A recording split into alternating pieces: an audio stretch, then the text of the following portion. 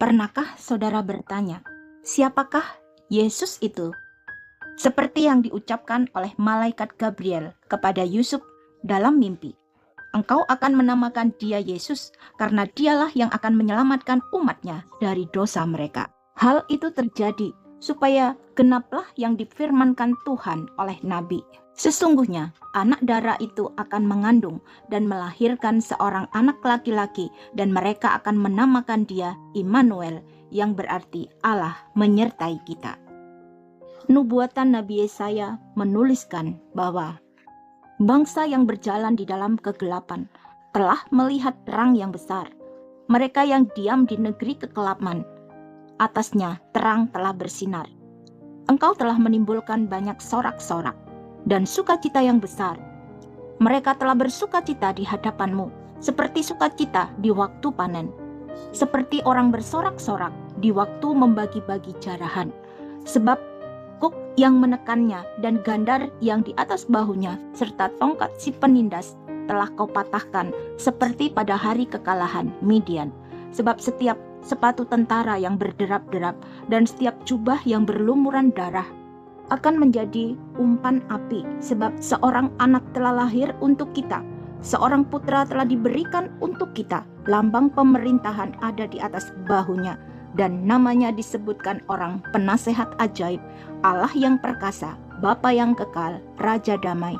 Besar kekuasaannya dan damai sejahtera tidak akan berkesudahan di atas tahta Daud dan di dalam kerajaannya, karena ia mendasarkan dan mengokohkannya dengan keadilan dan kebenaran dari sekarang sampai selama-lamanya. Kecemburuan Tuhan semesta alam akan melakukan hal ini. Nubuatan Nabi Mika menuliskan Raja Mesias dan penyelamatan Israel. Tetapi engkau, hai Bethlehem Efrata, hai yang terkecil di antara kaum-kaum Yehuda, daripadamu akan bangkit bagiku seorang yang akan memerintah Israel, yang permulaannya sudah sejak purbakala, sejak dahulu kala. Sebab itu ia akan membiarkan mereka sampai waktu perempuan yang akan melahirkan telah melahirkan. Lalu selebihnya dari saudara-saudaranya akan kembali kepada orang Israel. Maka ia akan bertindak dan akan menggembalakan mereka dalam kekuatan Tuhan, dalam kemegahan nama Tuhan Allahnya. Mereka akan tinggal tetap, sebab sekarang ia menjadi besar sampai ke ujung bumi, dan dia menjadi damai sejahtera. Dari pernyataan malaikat Gabriel dan nubuatan para nabi, firman Tuhan jelas menyatakan bahwa Yesus adalah juru selamat manusia berdosa, yang asal-usulnya dari sejak dahulu kala, seperti yang dikatakannya di dalam kitab Wahyu. Aku adalah Alfa dan Omega, firman Tuhan Allah, yang ada dan yang sudah ada dan yang akan datang, yang maha kuasa. Namanya disebutkan orang penasehat ajaib, Allah yang perkasa, Bapa yang kekal, Raja damai. Mengapa Yesus Kristus adalah juru selamat manusia? Sebab manusia yang sudah jatuh ke dalam dosa tidak bisa menyelamatkan dirinya sendiri dari dosa, dari iblis, dan dari maut. Karena hubungannya dengan Allah Bapa sudah terputus. Sampai waktu yang telah ditentukan oleh Allah Bapa, yaitu Yesus Kristus, mati di atas kayu salib untuk menggantikan tempat kita. Karena yang seharusnya dihukum adalah kita, sebab upah dosa itu adalah maut. Tetapi karena kasih-Nya kepada kita, maka Yesus Kristus yang adalah manusia yang tidak berdosa dan manusia yang tidak bisa berbuat dosa, Yesus Kristus yang adalah ketentuan Allah, telah merelakan dirinya mati menggantikan kita dan membayar harganya untuk dosa-dosa kita, supaya kita tidak binasa oleh murka Allah.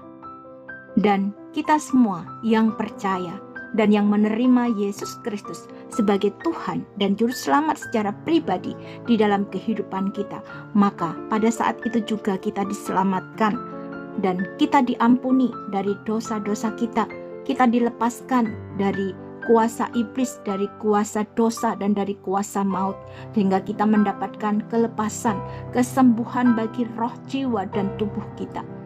Dan kita dipulihkan kembali menjadi manusia yang baru.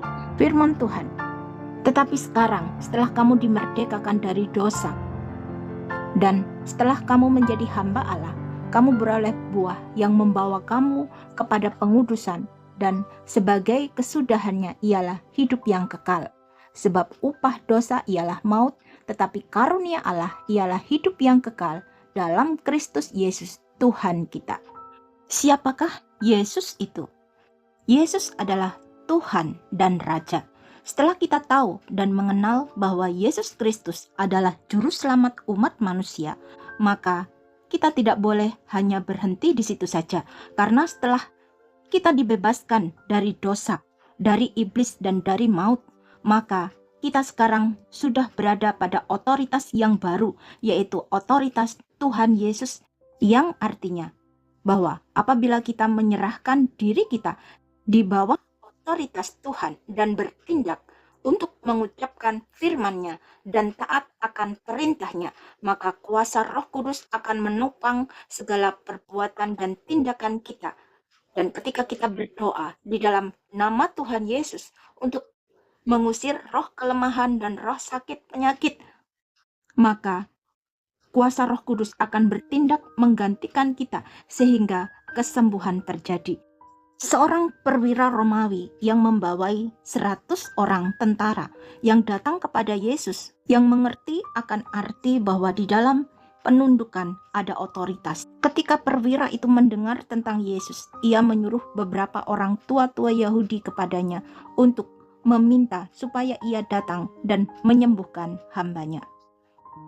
Lalu Yesus pergi bersama-sama dengan mereka. Ketika ia tidak jauh lagi dari rumah perwira itu menyuruh sahabat-sahabatnya untuk mengatakan kepadanya, "Tuan, janganlah bersusah-susah, sebab aku tidak layak menerima Tuan di dalam rumahku.